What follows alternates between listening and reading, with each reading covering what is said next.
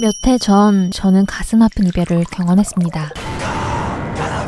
그때만 생각하면 아직도 심장이 뜨. 나는 심장이 없어. 나는 심장이 없어. 근데 왜 슬픔에 심장이 아프다고 하는 거야? 감정은 변연계의 작용으로 느껴지는 거니까 내가 아픈 게 맞잖아. 언니 티발 씨야? 마음은 뇌 걸까요? 심장 걸까요? 오늘은 심장과 뇌와 마음의 삼각관계에 대해 알아봅니다. 방금 들어온 따끈따끈한 시신을 미라로 변신시키고 있는 만두. 몸속 기관들을 싸그리 적출해낸 뒤 방부 처리를 시작합니다. 이때 장기의 중요도에 따라 보관을 달리했는데요. 뇌는 콧구멍에 갈고리를 넣어 콱 집은 뒤 쑥 당겨서 패대기! 심장은 항아리에 보관했다가 몸속으로 다시 넣어 소중하게 모셔집니다. 당시 이집트인들은 심장을 한 인간의 현생 성적표이자 사후 행방을 결정할 지표로 여겼습니다. 죽은 뒤에 늑대머리 신의 손에 이끌려서 심판대 앞에 서면 깃털과 함께 심장이 저울에 올려졌는데요. 이때 심장이 깃털보다 가벼우면 축하합니다. 합격입니다. 천국행. 심장이 깃털보다 무거우면 는 전설이 있죠. 이렇게 옛날 사람들은 심장 이꼴 영혼이라고 생각하며 심장에 꽤나 과몰입했습니다. 심지어 생각하고 판단하는 지능도 심장의 영역이라고 생각했는데요. 고대 중국인들은 심장에 구멍과 털이 많을수록 지혜롭다고 믿었고요. 와, 심장 개섹시해. 그리스 최고의 공부왕 찐천재 아리스토텔레스도 심장이 생각과 감정을 조절한다고 주장했습니다. 그냥 느낌적인 느낌이 아니라 인간을 제외한 온갖 동물을 해부해보고 내린 결론이었죠. 성게같이 뇌가 없어 보이는 애들도 생각을 행동으로 옮기는 데에 지장이 없는 데다가 뇌는 차갑고 움직임도 없는 반면 심장은 뜨겁고 팔딱대기까지 하니까 그렇게 생각할 만두. 근데 여기서 드는 한 가지 의문. 심장은 작고 뇌는 짱 큰데 그 많은 일을 심장 먼저 다 한다고? 이거 추가 수당 줘야... 선생님의 논리는 이랬습니다. 뇌는 심장에 열기를 식히는 역할을 한다. 심장이 열기를 졸라 뿜어내기 때문에 큰 냉각 장치가 필요해서 뇌가 큰 거다. 그렇게 오랜 시간 쿨링팬 취급을 받아온 브레인.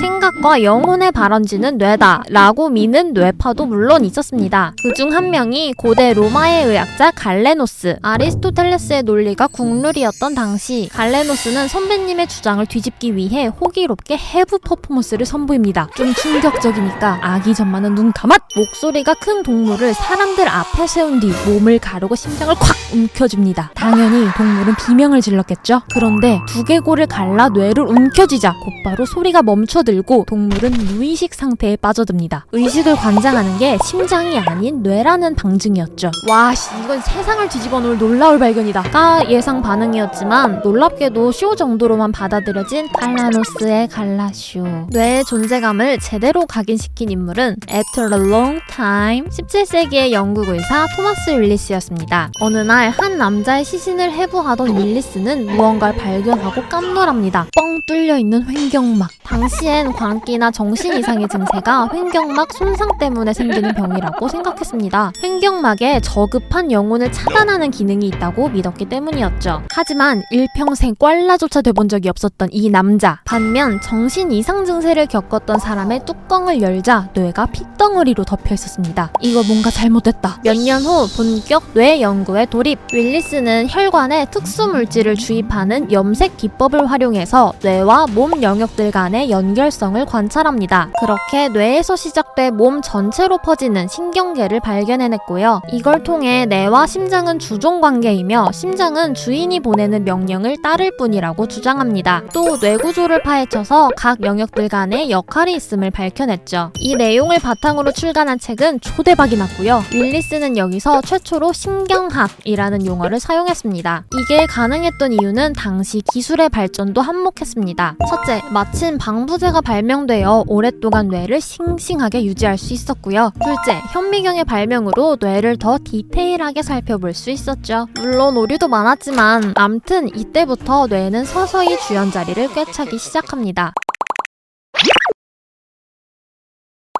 마음이 뇌의 영역이라면 귀여운 걸 보고 심쿵한다든지 긴장되면 심장이 튀어나올 것 같고 슬플 때 난 힙합을 춰. 아니 심장이 아픈 이 느낌은 가짜일까요? 마음이 뇌 거긴 하지만 심장과의 관계성도 무시할 순 없습니다. 1990년 일본의 심장의학자들이 흉통과 호흡곤란을 호소하는 환자 30명을 대상으로 연구를 했는데요. 이들은 심장 질환의 증거가 딱히 보이지는 않았으나 그보다 이상한 게 발견됐죠. 엑스레이상 좌심실 모양이 이 질환로 변해 있었던 것, 바닥이 풍선처럼 부풀고 윗부분이 뾰족하게 수축된 것이 마치 일본 어부들이 문어를 잡는 항아리인 타코츠보 같았답니다. 그래서 타코츠보 증후군이라고 불리는 이 증상은 2-3주 후에 사라지기는 했지만 환자들에겐 공통점이 있었습니다. 발병 직전 급성 스트레스를 겪었다는 거죠. 타코츠보 증후군의 정확한 원인은 밝혀지지 않았지만 의학자들의 추측에 의하면 심한 충격을 받으면 감정을 처리하는 뇌 부분과 자율신경계 간의 소통이 줄어듭니다. 그럼 요반신경계는 스트레스 호르몬을 과하게 분비하고 심혈관에 심각한 문제를 일으키게 되죠. 이때 환상동맥과 미세한 혈관 사이의 경련이 네, 그렇답니다. 인도의 의학학술지에도 비슷한 이야기가 실렸는데요. 어느 사형수에게